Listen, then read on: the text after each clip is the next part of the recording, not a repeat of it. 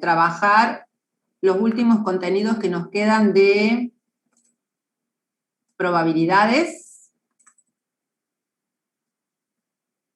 Esto va para allá. Esto va para acá. Y habíamos llegado, y si no, por favor me lo dicen, creo que habíamos llegado, desde acá vamos a recordar. Bien, a ver, vamos a retomar algunos conceptos y vamos a terminar de dar esta unidad, porque bueno, como siempre les digo, nos apremian la planificación de la asignatura. Todo esto que estamos viendo ahora, para los que están todavía medio perdidos, no va en el parcial. En el parcial va la unidad 1, 2 y 3, nada más. Aunque algunos digan, profesora, qué densa, diciendo lo mismo, pero les aviso que recibo consultas de todo tipo. ¿Qué vimos la clase pasada? Vimos que la probabilidad era un área de la matemática que de alguna manera nos iba a ayudar, ¿sí?, en el campo de la estadística inferencial. Nosotros hemos hasta ahora aprendido, todo lo que hemos visto es la estadística descriptiva, y la que van a ser evaluados es la estadística descriptiva. Aquí en el medio, entre la descriptiva y la inferencial, tenemos la probabilidad. Les dije que la unidad 4 es una unidad re básica, ¿sí?, en donde, repito, seguramente son conceptos que ya han visto a nivel medio, pero bueno, queríamos a lo mejor tener una base y a partir de esa base después trabajar la unidad 5, 6, 7, que son las más importantes para nosotros y que tienen que ver con los modelos especiales de probabilidad, porque esos modelos de probabilidad son los que vamos a aplicar en la estadística inferencial. Entonces, como conceptos básicos que vimos la semana pasada, que yo debo trabajar con un experimento. Entonces, aprendimos a distinguir cuando los experimentos eran deterministas o cuando los experimentos eran aleatorios. Y yo les dije que fuertemente nosotros en estadística, en probabilidades, vamos a trabajar con experimentos aleatorios. Entonces, definimos lo que era un experimento aleatorio, y en el momento de la definición siempre hablamos de que todo experimento, por supuesto, devuelve resultados, ¿sí? Todo experimento, uno sabe que va a tener algún resultado ese experimento y nos pusimos a analizar esos resultados. ¿Cómo expresar, cómo anticiparnos a esos resultados posibles? Los vimos a través de un concepto que se llamaba espacio probabilístico. Me estaba acordando de los dos nombres que le pusimos, espacio probabilístico o espacio muestral, ¿sí? Era el nombre que recibía esta manera de identificar todos los resultados posibles de un experimento, tratando de no perder ninguno en el camino para después empezar a aplicar la probabilidad de que se presenten algunos de esos resultados. Entonces, les dije que yo les comentaba que así, había distintas maneras de presentar ese espacio probabilístico y que lo podían complementar con una lectura del material, porque yo les dije que lo podían hacer en forma gráfica, en árboles, en forma de árbol, por extensión, por comprensión, ¿sí? Entonces, hay distintas maneras de expresar todos esos resultados. Bien, en el material práctico, en la guía de trabajo práctico, tienen en los distintos ejercicios las distintas maneras en las que lo pueden expresar. Una vez que podemos analizar cuáles son esos resultados posibles, empezamos a presentar un nuevo concepto que tenía que ver con cada uno de esos resultados o un subconjunto de esos resultados que le llamamos evento o hecho, ¿sí? Entonces vimos concepto de probabilidad, de espacio probabilístico y ahora el de evento o hecho. Y un evento dijimos que podía ser justamente un resultado o un conjunto de esos resultados definidos en el espacio. A los eventos los clasificamos en eventos simples, compuestos, ciertos, imposibles, y después hicimos una clasificación un poquito más significativa e importante en cuanto a la relación de dos eventos. Entonces hablamos de eventos mutuamente excluyentes y eventos no mutuamente excluyentes. A partir de esa clasificación, después dijimos, bueno, ¿cómo voy a calcular la probabilidad, ¿sí?, de la ocurrencia de alguno de estos resultados? Y trabajamos las teorías de probabilidad. Tuvimos la teoría clásica, la teoría frecuencial o de la frecuencia relativa y la teoría subjetivista. Las primeras dos había una expresión matemática que permitía su cálculo y la otra era más una apreciación, como decíamos, una ponderación en relación a esta apreciación de la persona que está haciendo el estudio. Una vez que dijimos, bueno, estas son las distintas maneras de calcular la probabilidad, bueno, presentamos ahora a continuación, y vimos solamente dos casos, creo, la semana pasada, y si no, me lo hacen recordar, por favor, vimos que yo puedo calcular la probabilidad cuando se presentan dos eventos, o más, les dije yo, pero ese o más no lo vemos dentro de la asignatura, porque si no se nos hace muy amplio los contenidos, sino que siempre vamos a trabajar con la ocurrencia de dos eventos. Y empezamos a ver el cálculo. La condicional no llegamos a ver. Perfecto. Entonces... ¿Profe? Sí. ¿Se acuerda ese ejemplo que al final terminamos de Sí, entender? sí, acá lo mejoré. Ahora para que lo veamos. Sí, sí. Por eso no me acordaba dónde habíamos llegado, pero por eso estoy repasando desde acá. Ahora lo vamos a ver para que veamos cuál fue nuestra mala interpretación en relación a esa gráfica, que no era muy clara. La probabilidad total, como les dije, es una posibilidad de calcular la probabilidad de la unión de dos eventos. Entonces habíamos dicho que esa probabilidad de la unión de dos eventos la teníamos, o la calculábamos como la probabilidad de un evento A unión un evento B, como la suma de sus probabilidades cuando los eventos son mutuamente excluyentes, ¿se acuerdan? Y tenemos, esta sería entonces para los eventos mutuamente excluyentes. Y dijimos que cuando los eventos eran no mutuamente excluyentes, recordando, ¿no?, ¿qué cosa significaba decir mutuamente excluyente? Que no existían puntos en común, que la intersección era vacío, y la expresión que permite el cálculo de la unión, ¿sí?, de dos eventos, la probabilidad de la unión de dos eventos es igual a la probabilidad de la suma de cada uno de ellos menos la probabilidad de intersección. A partir de ello, recordando todo esto que vimos de los eventos y ahora para el cálculo de probabilidad, hicimos un ejemplo para eventos mutuamente excluyentes, que fue simple, ¿sí?, que hablábamos, ¿se acuerdan?, de las llegadas de los aviones tempranas o a tiempo y demás. Calculamos la probabilidad de cada uno, simple, digamos, de cada una de ellas, y después hicimos el cálculo de la probabilidad de la unión, y como eran eventos mutuamente excluyentes, lo expresamos a través de su suma. Lo otro que trabajamos la clase pasada y que dio esta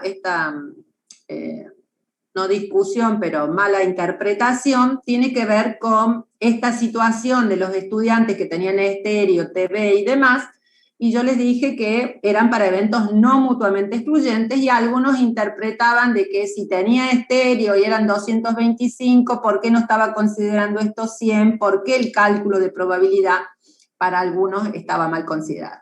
Yo les dije que iba a armar una tablita que se utiliza mucho y que tiene que ver con, se denomina esta tablita tabla de contingencia, en donde yo puedo a esta tabla completarla, ¿sí?, con cantidades o con probabilidades, de acuerdo a lo que se me presente en el caso, y yo puedo hacer un análisis, ¿sí?, de la relación de estos eventos. Entonces, fíjense, yo he puesto acá que tienen estéreo, y esa fue nuestra mala interpretación, tiene que ver con que todos los estudiantes que tienen estéreo, no me importa si tienen TV o no tienen, todos los que tienen estéreo son 225, y eso lo refleja acá el enunciado.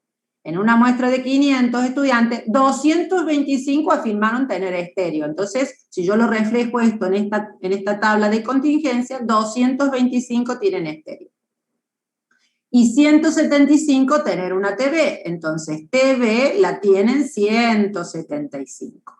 Por otro lado, 100 de ellos, ¿sí? 100 de ellos tienen estéreo y TV, ¿sí? Este cuadro, esta posibilidad de intersección entre estas dos columnas me dice que 100 de ellos tienen una cosa y la otra.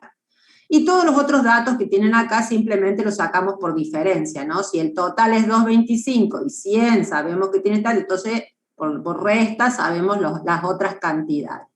Por eso es que cuando yo calculo la probabilidad de estéreo o TV, que dijimos que eran eventos mutuamente, no mutuamente excluyentes, porque existen puntos en común, ¿sí? Estos eventos, cuando se pueden presentar en estas tablas de contingencia y tienen esta posibilidad de intersectarse, digamos, siempre son eventos no mutuamente excluyentes, porque acá me están diciendo las cantidades que son comunes a los dos.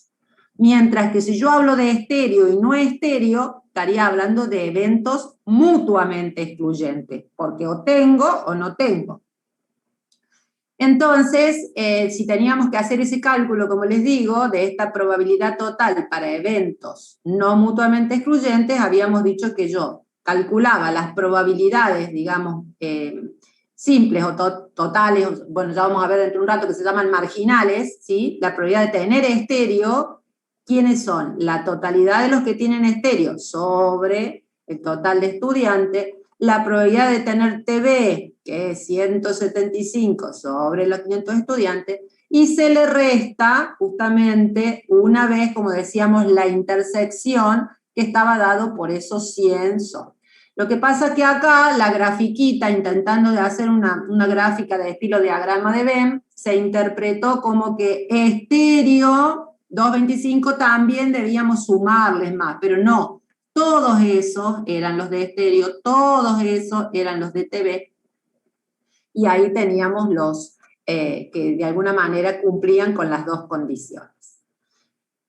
Entonces, esto vimos la clase pasada, y no abordamos las otras tres que nos faltan, que son la probabilidad condicional, la probabilidad conjunta y la probabilidad marginal. A ver. No, a lo mejor el enunciado uno interpreta que parece que sean otras personas, pero no, es sobre ese mismo grupo de estudiantes que cumplen con esa condición. A lo mejor el escueto enunciado dio a esa interpretación, por eso siempre yo les digo que está bueno esto de armar las tablitas, y cuando te dice la totalidad de estéreo son tantos, y la totalidad, y a partir de ahí después tenemos los puntos en común. Eso sí puede haber sido la interpretación del enunciado. Con respecto a, pero como yo les decía, estaba bien calculado, nada más que la gráfica a lo mejor también los confundía. Con respecto a este nuevo cálculo de probabilidad condicional, ¿sí? Si yo tengo que expresar esto a través de una expresión matemática, es la que tenemos acá abajo, pero vamos a leer un poco a qué hace referencia una probabilidad condicional. Este tipo de probabilidad lo que me está diciendo es que yo cuento con cierta información a priori, ¿sí? Entonces dice, es posible disponer de información que va a reducir mi espacio probabilístico original a un subconjunto, ¿sí? Si yo tengo, no sé, el conjunto de personas, como yo les digo, que hablan un idioma o que son de un sexo, de, qué sé yo, masculinos, femeninos, o tengo la totalidad, ¿no? de mi espacio, personas que tienen estudios universitarios, estudios terciarios y otros que no tengan estudios. Si yo trabajo con toda esa población, digamos, yo puedo tener la posibilidad de aplicar esta probabilidad condicional y disponer de cierta información anticipada, por decir de alguna manera, y decir, ya sé que estoy trabajando solo con los de estudios universitarios, ya sé que estoy con ese subgrupo, ¿está bien? Es como que estoy reduciendo ese espacio probabilístico a un subconjunto. Entonces, voy a trabajar, como dice acá, con la probabilidad de una parte, más bien que con la probabilidad del todo, o sea, el espacio original. Para ello, bueno, definimos con una letra a un evento en particular, la letra B a otro evento favorable, y también tenemos para el cálculo, para la expresión que nos permite calcular la condicional, que calcular la intersección de esos eventos. Entonces los podemos decir como que C eventos elementales favorables a esa intersección de eventos. Acá esta expresión que está por escrito es como que describe un poco la expresión matemática. Dice, ha ocurrido el evento B, o sea, ya sé que estoy trabajando con el subespacio B, y lo que me permite calcular esta probabilidad, estoy tratando de poner un signo de pregunta ahí. La forma de expresar simbólicamente esta probabilidad me dice, calcular la probabilidad de que se presente A, o sea, ¿cuál es la probabilidad de que se dé A, dado que, esa rayita, sabiendo que, o dado que yo estoy trabajando ya con un subespacio conocido? Entonces, ha ocurrido el evento B, se pide la probabilidad de que también haya ocurrido el evento A. Entonces, en símbolos, como les digo, se expresa así, con una rayita como de división, y se lee la probabilidad de A dado o sabiendo o a condición, como dice acá, de que haya ocurrido B. ¿Cómo se calcula esa expresión? Bueno, es un cociente entre los eventos favorables, ¿sí?, a la intersección de ambos eventos sobre la probabilidad de el subespacio conocido.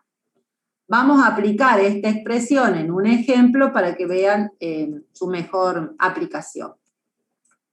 Si tenemos en una clase 25 alumnos, por ejemplo, 14 les gusta el fútbol, a 9 les gusta el básquet y a 5 les gustan ambos deportes, se elige al azar un alumno, calcular la probabilidad de qué. Entonces les da dos condiciones, vamos a trabajar la primera, ¿no? Como para hacer corta el ejemplo. Calcular la probabilidad de que sea aficionado al fútbol. ¿Cuál es la probabilidad de que sea, que le guste el fútbol? Sabiendo o conociendo o dado que ya sabemos que le gusta el baloncesto. Bien. Entonces, así como la probabilidad total, recuerden que era la probabilidad de la unión, y que cuando yo lo expresaba en palabras decía cuál es la probabilidad de que pase esto o lo otro, ¿sí?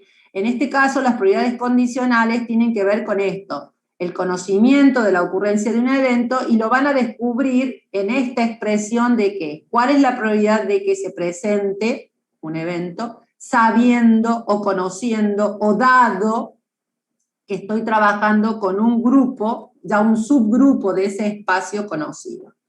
Si ponemos una letra A que le guste el fútbol, la letra B, sí, esta era simplemente la notación de eventos, recuerden, ¿no? Una B será aficionado al básquet, y la intersección será aficionado a los dos deportes. Lo que yo voy a calcular es cuál es la probabilidad de que le guste el fútbol a condición o sabiendo que le gusta el baloncesto. La expresión matemática, por la que vimos recién, era el cociente entre los eventos favorables a la intersección sobre los eventos favorables del subespacio conocido.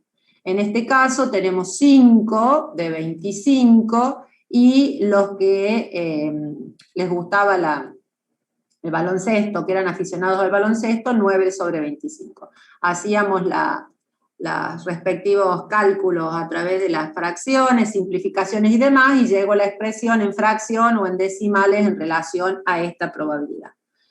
¿Puedo armar un cuadro de doble entrada para interpretar mejor esto? Sí, lo vamos a hacer ahora en una próxima aplicación, cuando veamos los 4 cálculos de probabilidad. Ya hemos visto la total y hemos visto la condicional, y vamos ahora a ver otra que se llama conjunta y marginal, para después trabajar cualquiera de estos cálculos en un caso y poder visualizar justamente a través de una tabla de contingencia la posibilidad del cálculo a través de justamente de esa tabla. Otra de las probabilidades de cálculo de probabilidades de dos eventos tiene que ver con la intersección. Así como vimos antes de la unión, esta me está diciendo que pase esto y lo otro, ¿sí? A ella le llamamos probabilidad conjunta.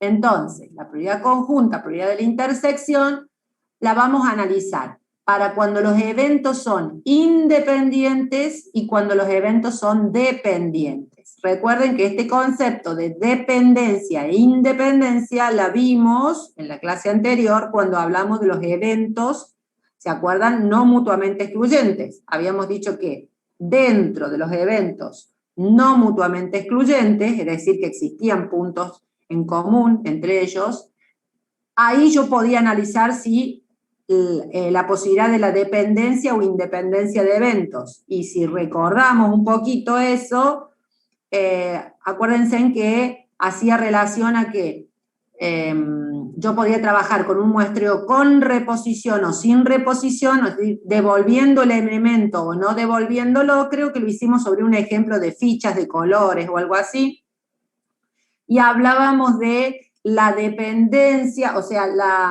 que si yo calculaba la probabilidad de ocurrencia en una prueba, cómo iban a estar afectadas las pruebas siguientes, ¿sí?, en relación de lo que había ocurrido en la primera prueba, si yo trabajaba con un muestreo con reposición o un muestreo sin reposición. Si yo reponía el elemento, el espacio quedaba en las mismas condiciones, por lo tanto, las pruebas siguientes no se veían afectadas, y si yo trabajaba con un muestreo sin reposición, yo no reponía el elemento, por lo tanto, las pruebas siguientes sí se sentían afectadas. ¿Se acuerdan? Ese concepto ya lo vimos. Entonces, retomando eso, si sabemos que estos dos eventos son independientes, es decir, que la ocurrencia de uno no influye en la ocurrencia del otro, tenemos que, se va a comprobar, ¿sí?, numéricamente esta expresión, ¿sí? Porque por ahí hay algunos casos que ustedes van a analizar más adelante y van a ver cuando la probabilidad de A intersección B, acuérdense en que eso es una intersección, es igual al producto de sus probabilidades, estamos hablando para eventos independientes. Un ejemplo de ello, bueno, trabajado sobre el lanzamiento de un dado de 6 caras, dijimos que los eventos pueden ser que sale par en el primer lanzamiento y el otro evento B sale un 3 en el segundo lanzamiento. Son eventos independientes. Por lo tanto, si tengo que comprobar o calcular la probabilidad de que salga par y un 3 en el segundo lanzamiento, va a ser la probabilidad de A y B como la probabilidad de A intersección B, ¿sí?, como el producto de esas probabilidades. Recuerden que la posibilidad de que salga un par en un dado de 6 caras son 3 números, el 2, el 4 y el 6, y la probabilidad de que salga un 3 es 1 sobre 6, bueno, el cálculo de su probabilidad y me da. ¿Está bien? Eso es cómo calcular la probabilidad conjunta cuando los eventos son independientes. Ahora, para calcular la probabilidad conjunta de eventos dependientes, en donde la ocurrencia de uno influye en la ocurrencia del otro, acuérdense que esto tenía que ver con básicamente un muestreo sin reposición. Profe. ¿Sí? Diga. Perdón, el anterior no sería unión, porque precisamente sé si son dos eventos independientes uno del otro, no sería la unión de ambos, porque puso intersección, digo. Y que te puede pedir las dos cosas, te pueden decir calcule la probabilidad de que pase esto o lo otro, y sería la unión, que sería la suma de sus probabilidades, o te puede decir la probabilidad de calcule, la probabilidad de que se presente esto y lo otro en forma simultánea y conjunta, y estaría dada por el producto. Las dos cosas. Pero, sí, pero precisamente sé si es una cosa o la otra, pero bueno, acá dice eventos independientes, o sea que no es que como el conjunto de uno y de otro es precisamente disyunto, al ser independientes. No, acordate que la dependencia e independencia la trabajamos solo sobre eventos no mutuamente excluyentes. Por lo tanto, hay puntos en común. No es que sean exclusivos, sino son no excluyentes. Ah, ok. ¿Sí? Okay. Dentro de los eventos mutuamente excluyentes, no existen puntos en común. Ahí no analizamos dependencia e independencia. Dentro de los eventos no mutuamente excluyentes, donde ya sabés que existen puntos en común, vos analizás dependencia o independencia de ellos. Y tiene que ver con esto de, como te digo, el procedimiento de la utilización del muestreo con o sin reposición. Sabiendo que hay puntos en común, si yo trabajo con un muestreo con reposición, repongo el elemento, por lo tanto, la probabilidad de las ocurrencias sucesivas, ¿sí? Si yo repuse el elemento, no se va a ver afectada, mientras que si no lo repongo, sí, la probabilidad de 1 se va a ver afectada en función de lo que haya pasado anteriormente. ¿Sí? Sí, gracias. Vamos al otro ejemplo que les decía de eventos dependientes, pero recuerden, siempre estamos hablando de eventos no... ¿A dónde se me fue? Perdón. Reanudar la presentación, ahí está. Eventos no mutuamente excluyentes, sí, no... Perdón, no está compartiendo. Otra vez se fue. ¿Qué le pasó? Vamos de nuevo, esperen. Se fue. A ver. ¿Ahora? Sí, ahora sí. No sé por qué me hace esto a veces cuando yo debo cometer algún error. ¿Qué vamos a hacer? Esta era la conjunta para eventos dependientes, dijimos. Entonces, acá la ocurrencia de uno, como les decía, influye en la ocurrencia del otro. Y para su cálculo, ¿sí? De esta, fíjense, tenemos la expresión de que pase la probabilidad de A y B, o de B y A. A ver, si vamos a recordar esto les puede ayudar. Acá en el cuerpo de la tabla, ¿sí? Estos valores, si yo, por supuesto, son cantidades, ¿no? No son probabilidades. Estos valores yo los puedo utilizar para calcular una probabilidad conjunta. ¿Por qué? Porque se da que sea esto y lo otro, ¿está bien? Ahí se da en forma simultánea. Y yo puedo leer esta probabilidad simultánea o probabilidad conjunta de dos maneras. Puedo decir la probabilidad de que sea estéreo y TV, o puedo decir la probabilidad que sea TV y estéreo, ¿ven? Entonces, la lectura es indiferente, decir este evento y este, o primero este y el otro. A esto me refiero cuando ven acá esta expresión matemática que dice, la probabilidad de ocurrencia conjunta es la probabilidad de A y B, o también puedo decir la probabilidad de B y A, ¿sí? Esa probabilidad, la expresión que permite el cálculo de esa probabilidad, la despejamos, ¿sí? Acuérdense de lo que vimos hace un ratito como probabilidades condicionales, simplemente despejamos acá el numerador, pasamos el denominador para el otro lado, entonces tengo que la probabilidad de A y B va a ser el producto de la probabilidad de B por la probabilidad de A dado B, ¿está bien? Entonces, esta expresión es la que estaríamos trabajando, ay señor, esta expresión sería la que estaríamos trabajando para eventos de tipo dependiente, ¿sí? Como la probabilidad, como les digo, de la ocurrencia simultánea.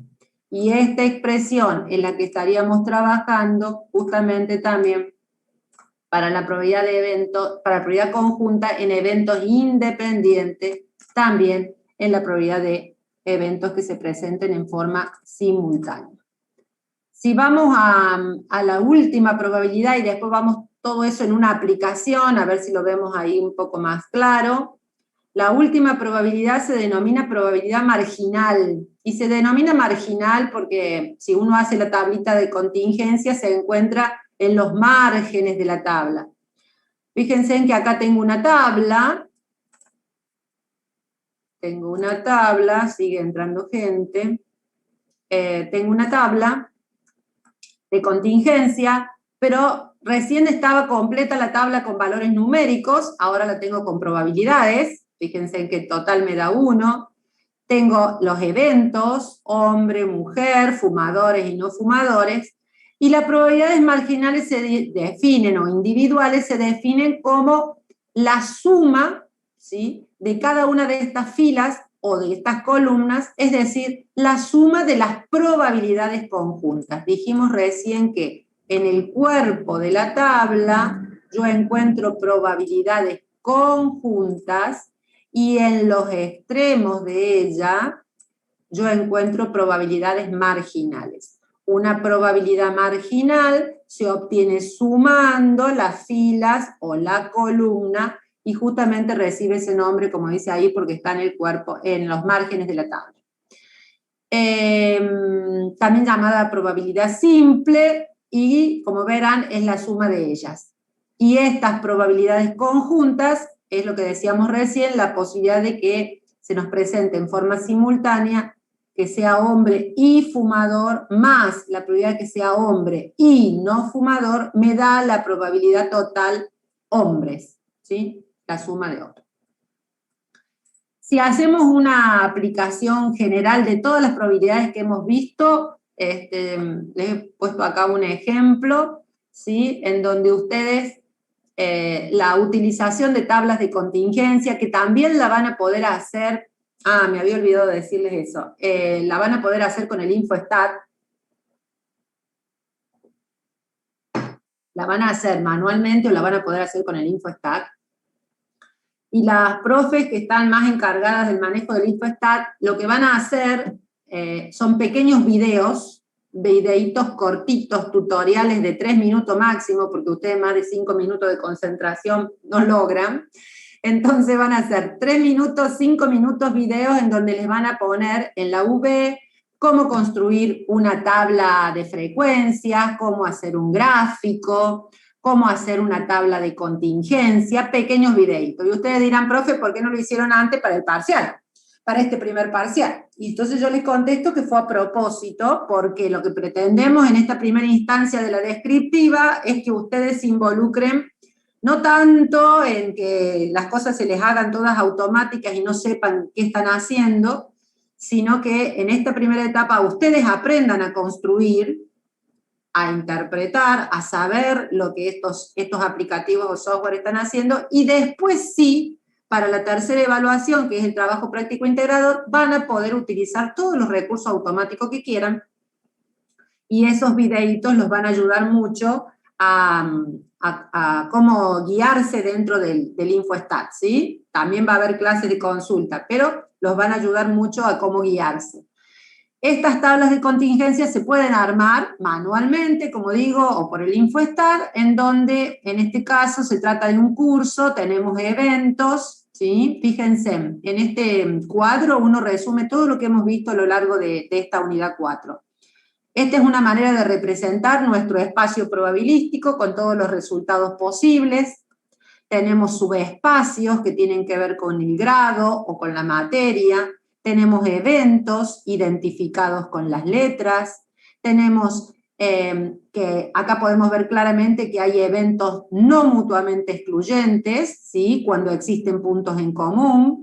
Y tenemos eventos mutuamente excluyentes, como decir física, química y matemática, son eventos mutuamente excluyentes, o primer grado, segundo grado y tercero, mientras que estos de la intersección son eventos no mutuamente excluyentes. Tenemos cantidades, y a partir de ellas, y utilizando la frecuencia relativa con el total de alumnos, podemos calcular las probabilidades conjuntas, condicionales, marginales, ¿sí? Por eso les digo que una tabla de contingencia es una buena ayuda para el cálculo de estas probabilidades entre dos eventos. En este caso en particular, la probabilidad de que le asignen un alumno a este profesor de primer grado, así como lo leemos simple, es justamente la probabilidad de que le asignen a un alumno de primer grado de física, sigo leyendo, de física, ¿sí? Entonces tenemos la posibilidad de que se haya presentado uno y el otro, que sea de primer grado y de física. Tenemos aquí en el centro la cantidad que cumple con ser de primer grado y física sobre la totalidad, 350.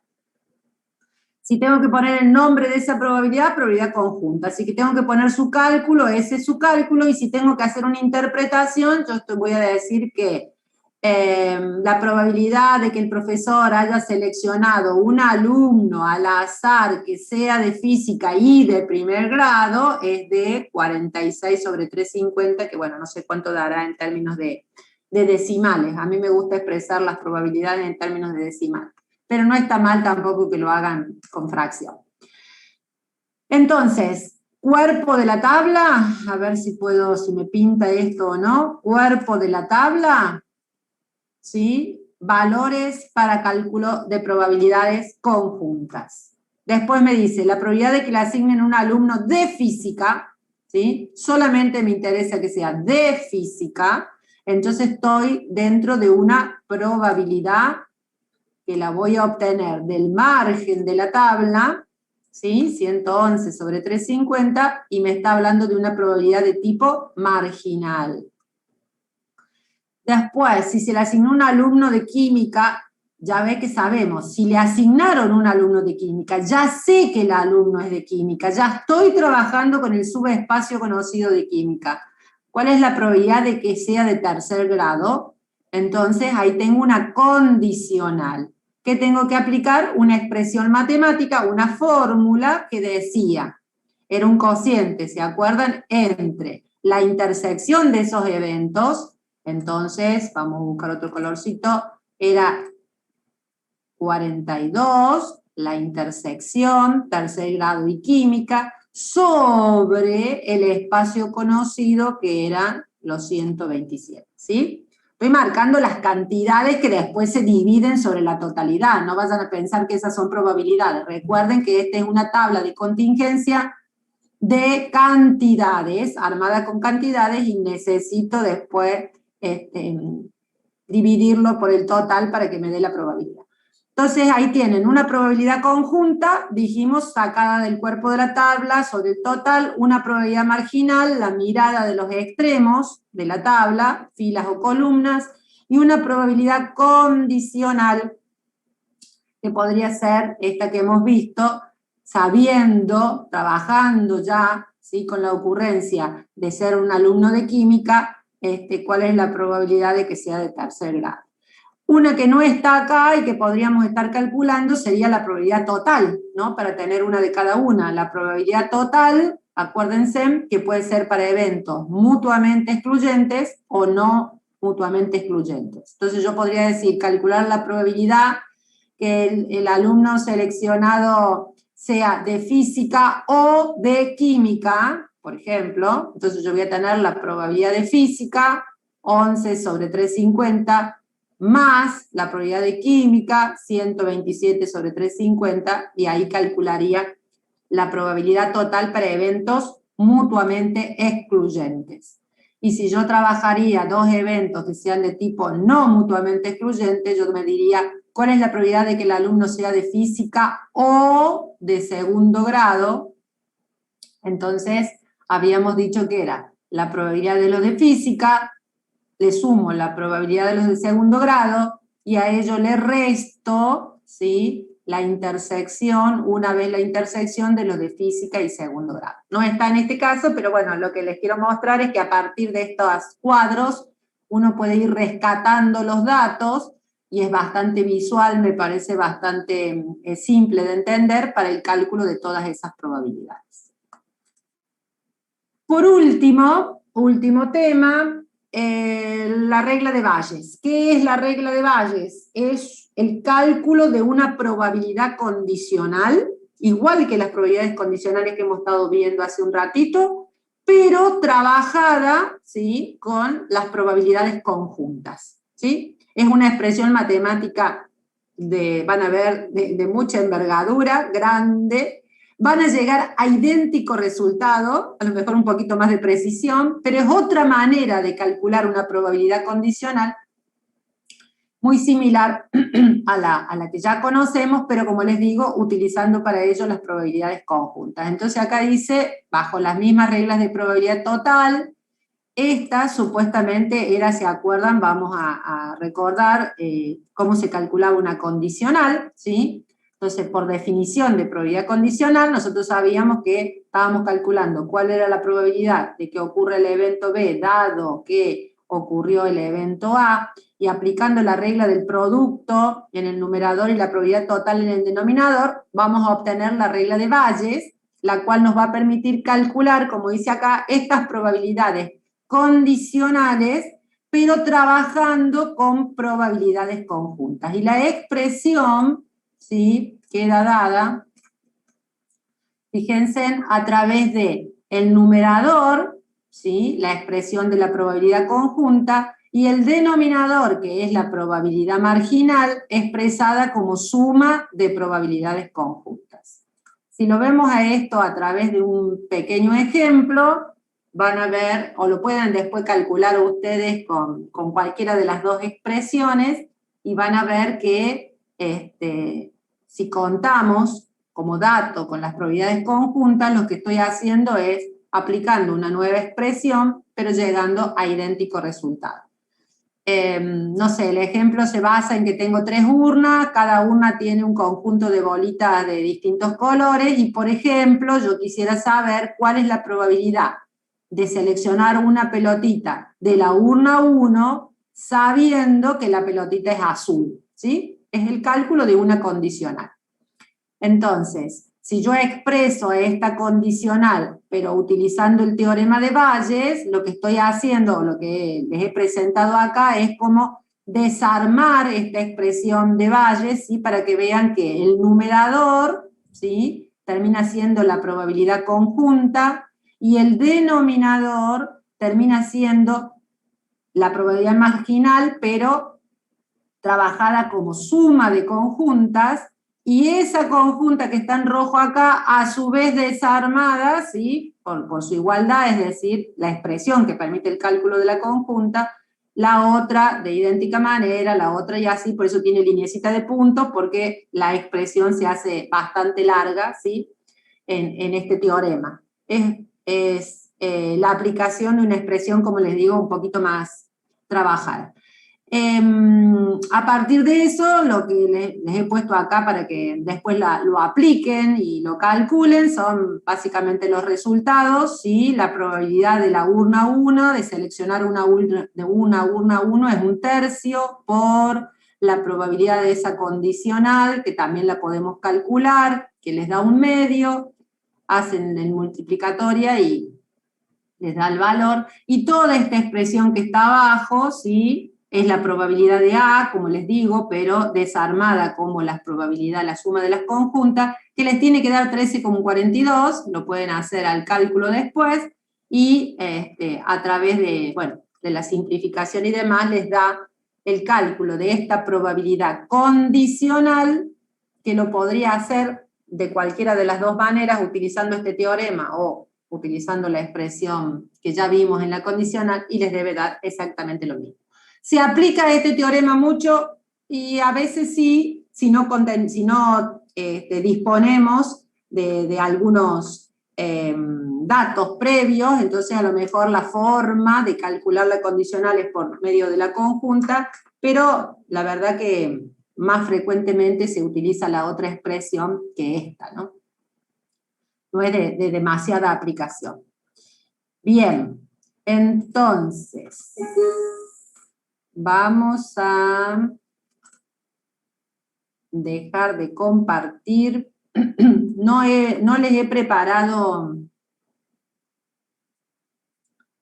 La probabilidad conjunta sirve para la unión o intersección del evento. Para la intersección de los eventos. Me pregunta acá alguien si la probabilidad conjunta sirve para la unión o intersección. No, la unión es la probabilidad total y la intersección es la probabilidad conjunta. No les he puesto no me di cuenta, pero va a ser para la próxima, una diapositiva más en esta presentación que tenga que ver con la vinculación de todos los conceptos de probabilidad, ¿sí? Lo podemos poner al inicio de la unidad 5, cuando empecemos la unidad 5, la semana que viene, cuando ya tengan la cabeza despejada en relación a este parcial. Entonces vamos a poner alguna PPT que tenga que ver con esta vinculación de cada uno de estos elementos básicos, que como siempre les digo, hemos visto de probabilidad, para ya ir relacionándolo con los modelos de probabilidad que vamos a empezar a trabajar a partir de la unidad 5, 6 y 7, y que son más necesarios o más fundamentales para la continuación de los contenidos de la asignatura.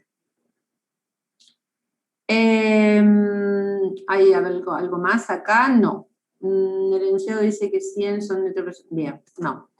En relación a seguir avanzando con contenido, no vamos a seguir avanzando. En relación a una especie de repaso, por decir, de los conceptos necesarios para el eje de la estadística descriptiva. Ayer me preguntaba algún grupo cuáles son los conceptos más importantes, profe, y yo siempre le digo que el recorte que uno hace en las PPT son los conceptos más importantes porque son los que me permiten ir avanzando, ¿está bien? O sea, cuando vieron todas las diapositivas que hemos trabajado, identificamos población, y sí, la población es un concepto que no pueden dejar de verlo y tener en claro que involucra, qué puedo definir en población, cómo puedo definir una población, a qué hace referencia conceptualmente una población. Porque en la parte práctica, en un ejercicio, les van a poner, no sé, a lo mejor 4 o 5 narrativas de población y le van a decir, elija la correcta, y como yo siempre les digo, va a estar fina la cosa para ir mirando y, la población era todos los individuos, sí, claro, y tengo que definir tiempo y espacio y tengo que ser clara en esto. Bueno, si ustedes tienen claro cuál es el concepto de población, en la aplicación también les va a ser simple. Y con respecto a un concepto de población que puede ser en la parte teórica, también, si ustedes no saben distinguir la diferencia entre una población y muestra, entonces, si de repente se les presenta algún verdadero o falso, o alguna opción para seleccionar la correcta y demás, es como que es necesario estos conceptos gruesos que tiene cada unidad. De la unidad 1, los conceptos gruesos son población, muestra, variables y tipos de variable, eso lo tienen que manejar con mucha fluidez, ¿sí? Las variables, las cuantitativas, las cualitativas, distinguirlas bien, y si hay que enunciarlas, por decir de alguna manera, saber cuál es la diferencia entre unas y otras. Y otra cosa importante de esa unidad tiene que ver, que muchas veces lo dejan de lado, tiene que ver con las etapas del método científico, ¿sí? Algunos me decían ayer, profe, pero yo tengo la bibliografía, no sé, 6 etapas, usted dijo 4 y en otro libro tengo 5. Y sí, seguramente que algunas las engloban más y algunas las trabajan en forma más minuciosa, pero en sí está la esencia de los pasos por los cuales pasa la estadística para hacer un estudio de campo. Entonces, tener en claro mínimamente cuáles son esas cosas fundamentales. Definir el problema, diseñar el experimento, y cuando digo diseño estoy diciendo si elijo la población o elijo la muestra.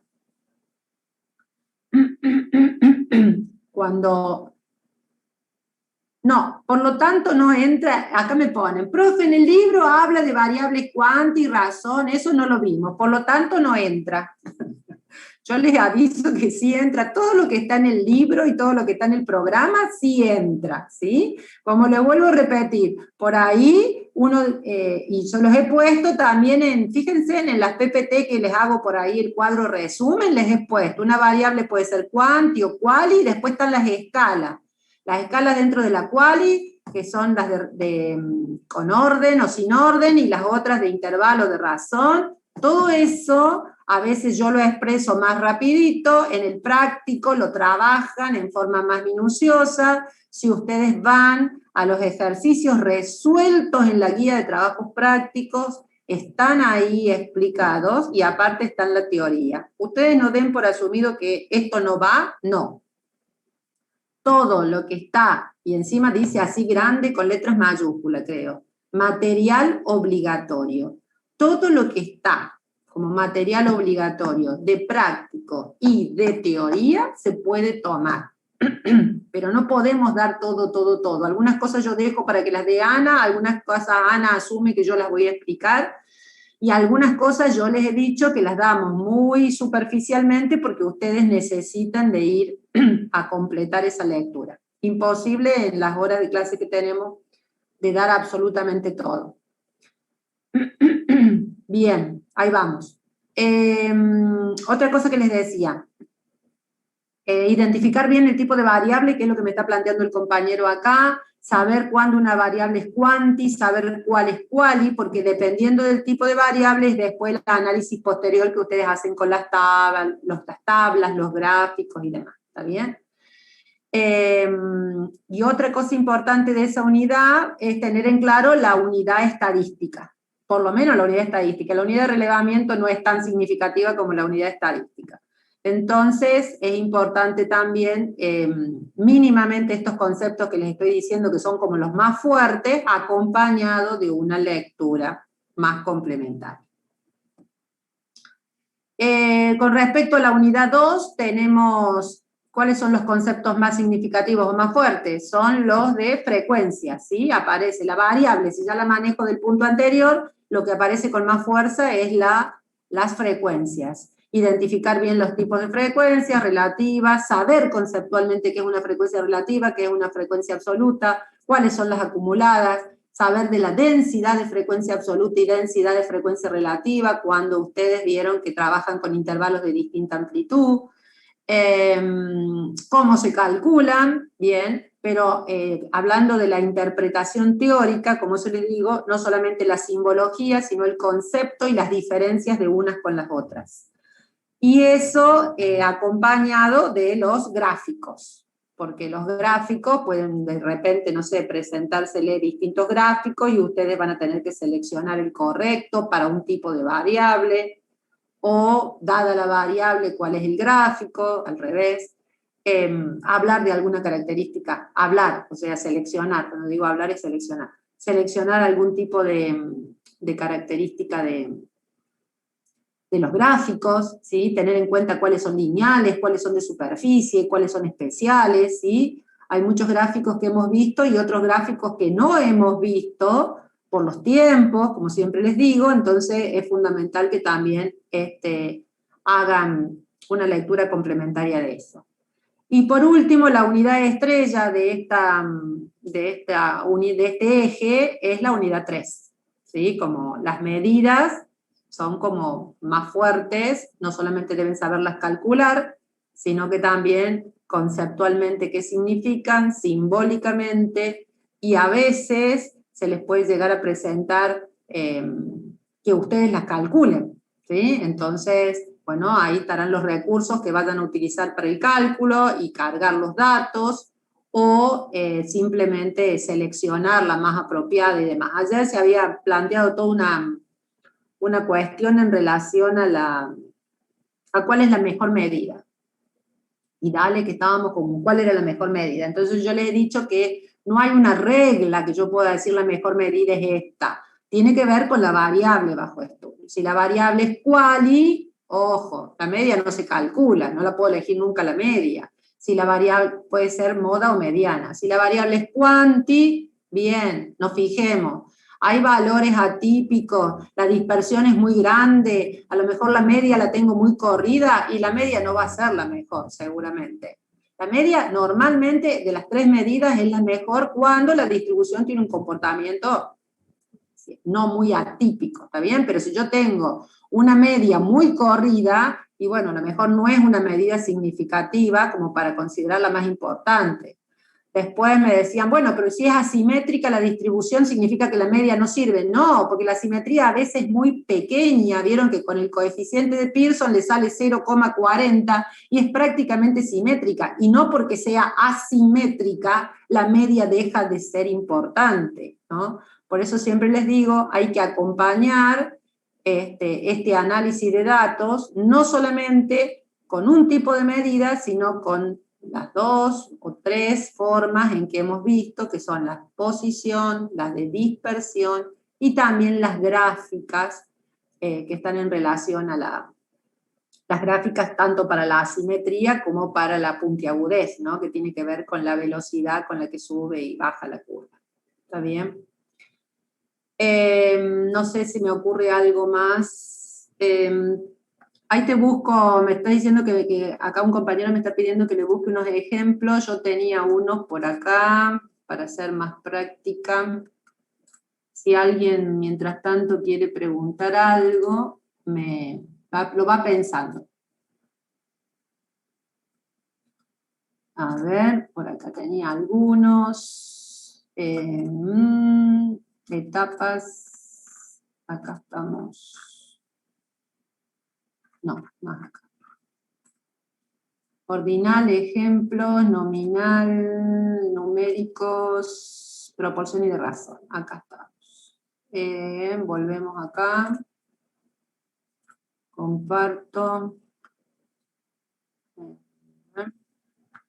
A ver. Comparto. ¿Alguien me preguntó algo más acá? No. Acá habíamos visto, no sé si lo habíamos trabajado. Uy, esto está demasiado grande. Lo vamos a... ¿Por qué se me puso demasiado grande? A ver ahí. Lo vamos a achicar un poquito. Bueno, lo mismo está muy grande. Este es nominal y ordinal, perdón. Estaba buscando de escala o de razón. Numérico acá, de intervalo y de razón, ¿sí? Acá tenemos en las PPT que les di yo, y seguramente deben haber trabajado también con Ana, ejemplos, ¿sí? De cuantitativas cuya escala es de intervalo o cuantitativa cuya escala es de proporción o de razón. Entonces decía, no solo es posible ordenar las mediciones, sino que también se conoce la distancia o variación numérica entre dos mediciones, ¿sí? Y acá les puse que, por ejemplo, en la temperatura ambiente, la distancia que hay entre los grados, ¿se acuerdan que estaban en formato positivo y negativo? ¿Sí? Que había una diferencia de 5 grados, y el 0 que no me significaba ausencia de temperatura. Acá teníamos otro... el comportamiento humano mide generalmente en esta escala como el coeficiente de inteligencia. Otras mediciones podrían ser temperatura, horario de meridiano, grados de latitud. Esas son las variables en donde básicamente respetan estas características generales, ¿sí? En donde el 0 justamente no significa ausencia de ese dato que me está dando. Y en el caso de la de razón, se caracterizaba por el hecho de que puede, dice, determinarse tanto la igualdad de las razones, ¿se acuerdan que habíamos hablado de razones y proporciones? Y en este caso dice fundamental el punto 0 como verdadero. Esa era la primera gran diferencia. Y acá también yo les había puesto distintos ejemplos como el peso, la altura, el volumen, el diámetro, ¿sí? Son variables más al estilo de las que estamos trabajando nosotros. Por lo tanto, básicamente, generalmente cuando ustedes trabajan, identifican a la variable numérica de tipo de razón, ¿no? Más que de intervalo. En relación a todo, estoy pensando a todos los ejercicios que tienen en la guía. Generalmente son este tipo de variables las que estamos trabajando. Altura, peso, volumen, diámetros, promedios, porcentaje. Es más atípico trabajar este otro tipo de variables bajo estudio. Acá tienen estos ejemplos y también tienen ejemplos en el material práctico. Antes de ayer también me quedé un poquito asombrada porque un alumno me preguntó ¿dónde está la guía de trabajos prácticos? Entonces, lo que yo les digo es que si ustedes se ponen a trabajar la guía y hacen los 30 ejercicios de cada unidad que tiene la guía, porque la profe no puede elegir muchos, yo tampoco. Si se ponen a hacer todos los ejercicios de la guía, yo les puedo asegurar que van a tener mucha consistencia y mucha solidez al momento de hacer el parcial. Pero hay que hacerlos y ahí tienen los resultados y están resueltos. O sea que no van a presentar dudas en el momento del aprendizaje, ¿no? Bien. Una cosa más que por ahí me preguntan, tiene que ver con todo lo que realizo, profe, como cálculos. ¿Lo tengo que subir como un PDF para que usted vea que yo hice los cálculos? No. Ni los gráficos, como preguntó un compañero, ni la realización de lo que ustedes están calculando. Nosotros vamos a confiar que ustedes se han puesto a calcular y que lo han subido. Han contestado el formulario, digo, no es que tienen que subir nada, han contestado el formulario. Ya existen otras instancias, como yo les digo, en donde nosotros nos aseguramos que ustedes realmente van a aprobar la materia sabiendo. Por ahora tenemos este modo de evaluación, así que espero que haya un compromiso desde esa parte y mucho estudio para poder resolverlo. Acuérdense de mandarme estas 2 personas que me dijeron, o una creo que era, a una le recomendé que falte un ratito al horario de clase, y al otro, si era por motivo laboral, que me mande al mail que está ahí en el instructivo, y yo voy a tratar de solucionarle el tema antes del jueves en alguno de los horarios.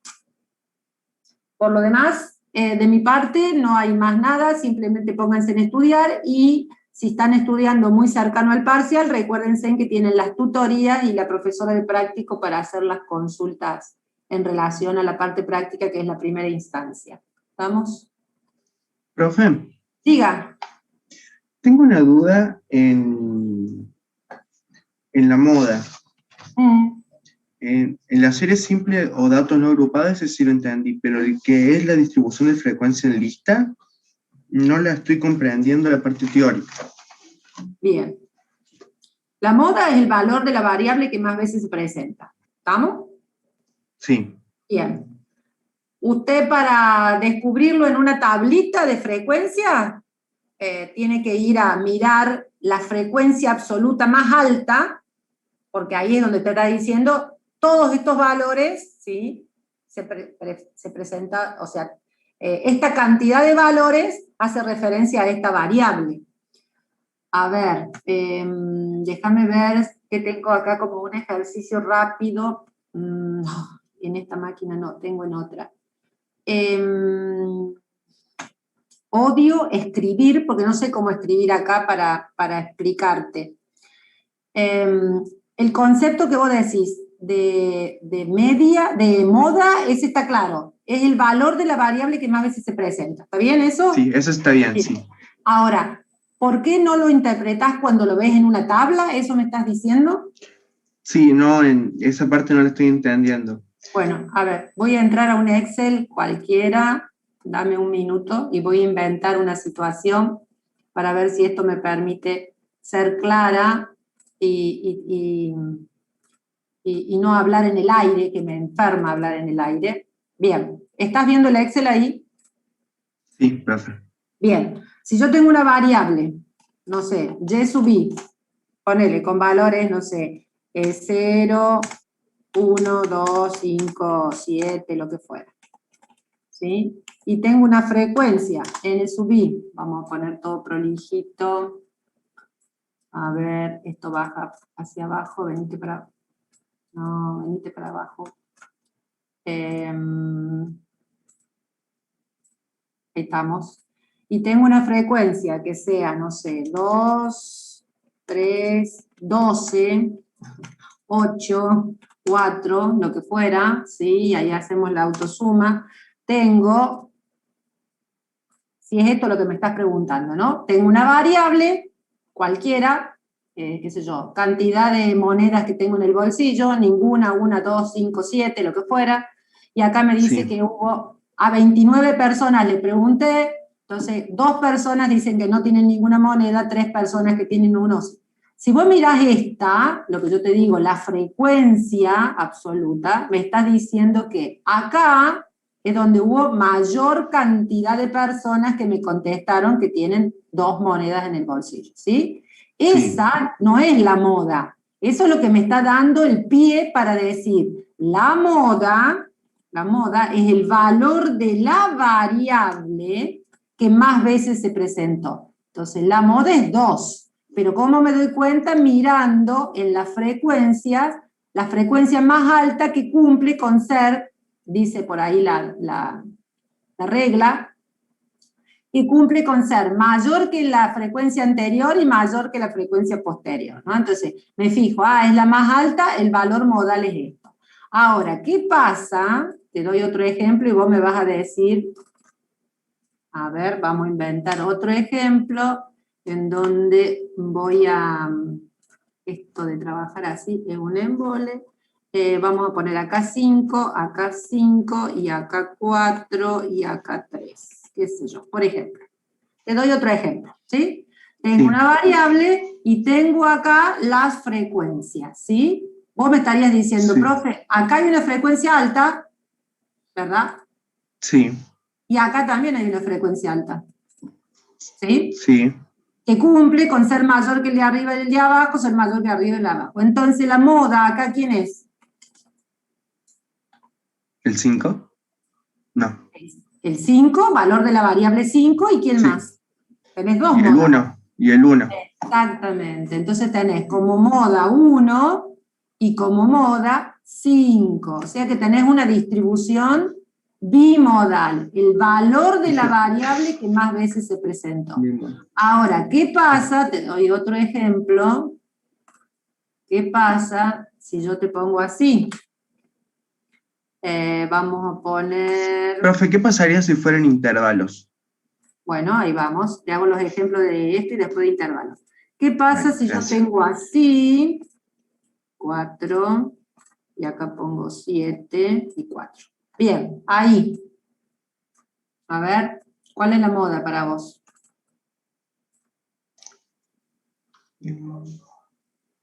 ¿El 8? El 8 es la frecuencia. ¿Cuál es la disculpa. moda? No confundas. Una cosa es la frecuencia y otra cosa es la variable. El es el 1. valor, el 1. No. El 1, bien. El 1, sí. Y vos me dirías, profe, pero este también es alto, ¿sí? Porque tenemos dos bastante altos que cumplen con la condición. Bueno, nosotros estamos trabajando en la cátedra con el de mayor frecuencia. Acá fíjate, tengo dos modas porque los dos tenían la misma frecuencia. Entonces 1 y 5. Acá uno solamente cumplía con la condición, entonces era la moda 2. Y en este caso vamos a mirar el que tenga mayor frecuencia y vamos a asignarle la moda a ese valor. Y por último, te doy el último ejemplo y después pasamos a intervalo. Si yo te digo así, primero le vamos a sacar los colorcitos. Ay, cómo extraño mi pizarrón. Bien, ¿qué moda tengo? No hay moda. No hay moda. Muy bien, no moda. Y te podría dar otro ejemplo más, espérate que se me ocurrió otra cosa. Así seguimos analizando. Si yo te digo así, vamos a cortar un poco esto porque si no se nos va a hacer muy largo, pero si yo tengo 9, 4, 3. Esos son los valores de la variable, le sacamos el colorcito, le sacamos el colorcito. Bien. ¿Cuál es la moda ahí? ¿No sería el más alto, el 9, el 0? Bien. Cuando uno no tiene, porque viste que la condición era que cumpla ser mayor que el de arriba y el de abajo, pero cuando está en un extremo de la serie vamos a asumir que para cualquier otro valor de la variable la frecuencia es 0. Por lo tanto, en este caso, la moda es el valor de la variable igual a 0. Muy bien. Eso es en cuanto a una variable discreta. En este caso es discreta, era la cantidad que eran monedas que teníamos en el bolsillo y estaba la variable en lista. ¿Está bien? Vos ahora me decís que querés trabajar una variable en intervalos. ¿Está bien? Si yo tengo una variable en intervalos, 2, 4, 4, 6, 6, 8, voy a hacer uno. Uy, qué bonito, me puso en fecha.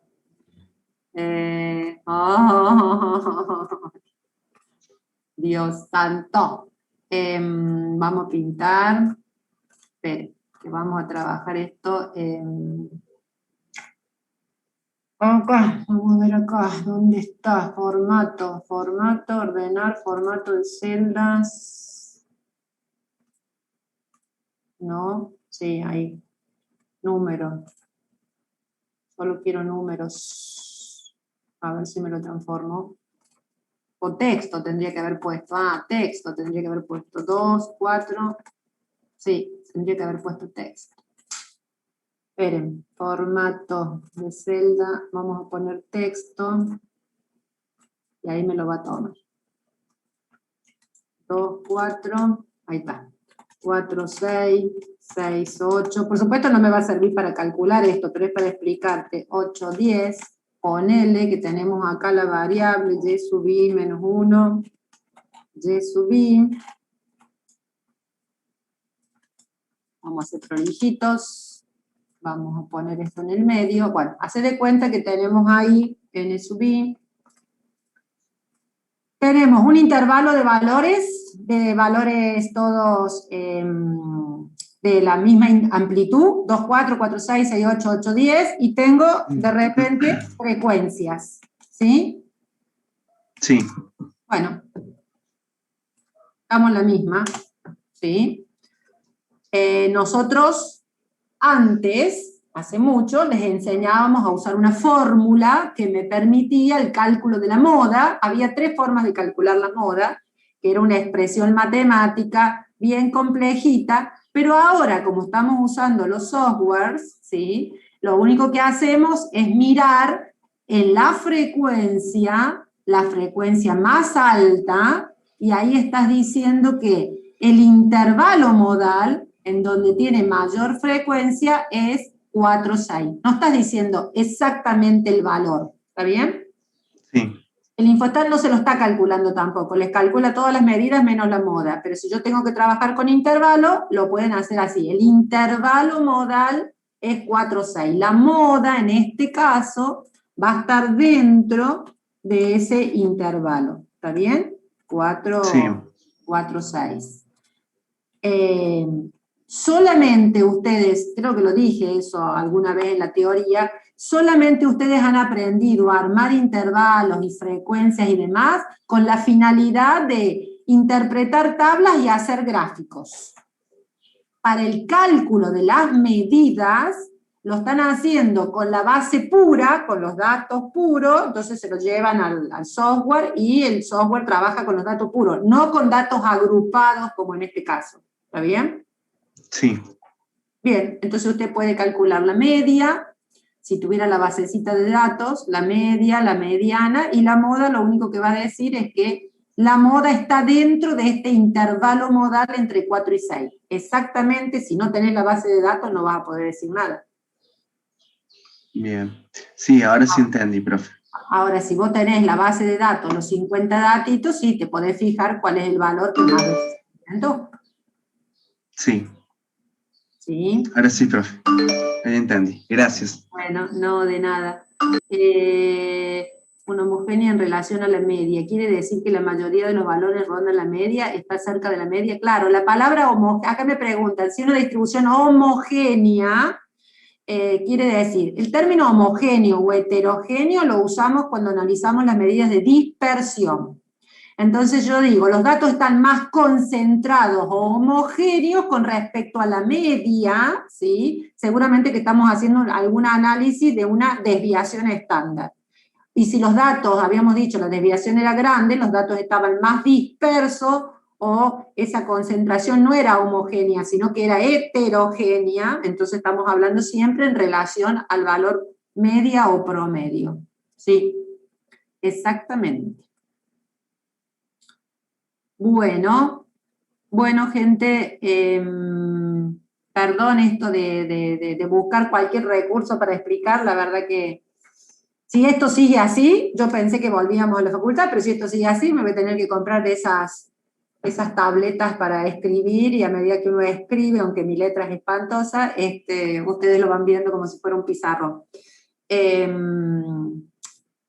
La riqueza de trabajar con ustedes en el aula hubiese sido otra, y la posibilidad de tener ahí marcador y pizarrón después de 30 años, por supuesto, lo extraño bastante. Bien, yo seguramente voy a estar el día que ustedes rinden, estoy en todos los grupos, me voy a entrar a coordinar y a ver que no haya ningún problema. Así que seguramente los voy a estar acompañando. Les doy toda la suerte del mundo y cualquier cosa se comunican, tengan siempre ahí a mano los informes que les hemos dado y los instructivos para que sepan cómo manejarse. Nos vemos, si Dios quiere, el viernes con ustedes. Suerte, suerte, y si no, nos veremos la semana que viene. Adiós. Cuídense, por favor, que está muy complicada la cosa.